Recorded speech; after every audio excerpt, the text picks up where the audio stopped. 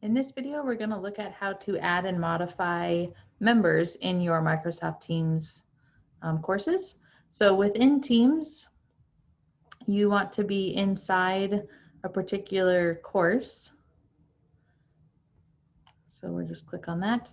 If you go back to where I just was, actually, you can also do this from the landing page. So there's the three little dots in the corner of a course. These are going to look really similar. I'll show you if you're inside the team as well.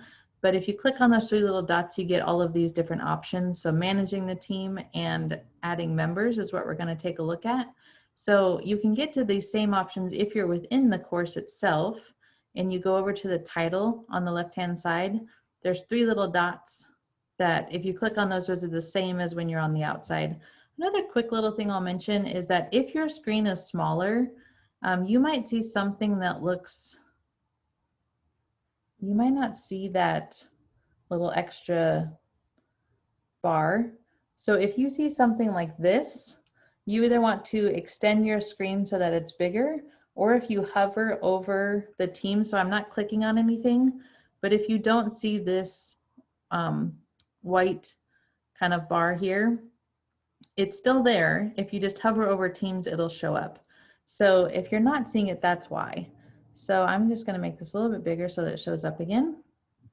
So now from my sandbox, I'm going to go ahead and click on those three dots. So if I want to add members, I'm going to go to the add member option. So from here, this is where, depending on your district, they might have already put your students into your courses for you. It's really kind of a district by district decision. Some districts choose to do that so that they can help manage students and members for you.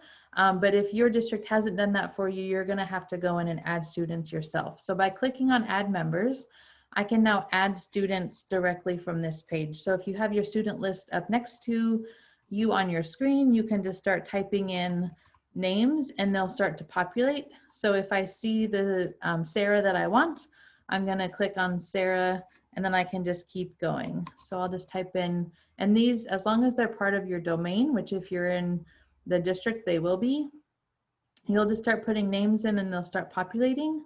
I can also from here, so I'm going to just, however many students I have for that section, I'm just going to keep going. I can also add co-teachers or maybe someone else that I want to have access as more of a kind of the educator role.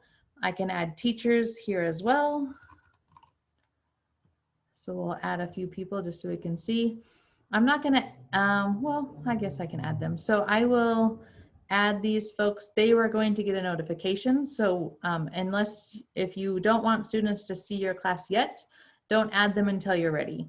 So we're going to go ahead and add. And then I'm going to go ahead and close. So those two people that are in my organization have now gotten a notification. But now if I go to back up to Sandbox and click on the three little dots and say Manage Team, they will now be part of my list of members. So members are like your students. So from here, now I have some options on how to manage members in this course. So from Brian and Sarah, I can now, if I need to mute them, I can mute from here. I can also change their roles. So if I want, if I had added a teacher, I might say that I want to make them an owner so that they have editing access. So that's how you, so it defaulted to members. I can also go into settings and get some different member permissions. And if I go to analytics, I can now see that we have 3 users.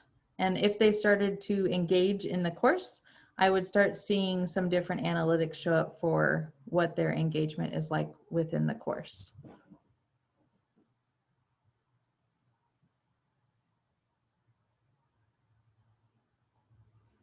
Okay, so that's how we get to add members. So just up next to the name, the 3 little dots, and I'm going to click add members. So if you have a new student join you throughout the year, it's pretty straightforward to add members. So again, just a quick reminder, if you already have members, it's because your district has pre-populated them for you.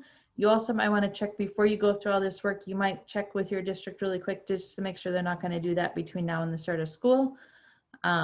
just if you kind of know what your district's plan is for teams, it'll just help you know what work do you need to put in versus what are they going to help you pre-populate before the start of the school year.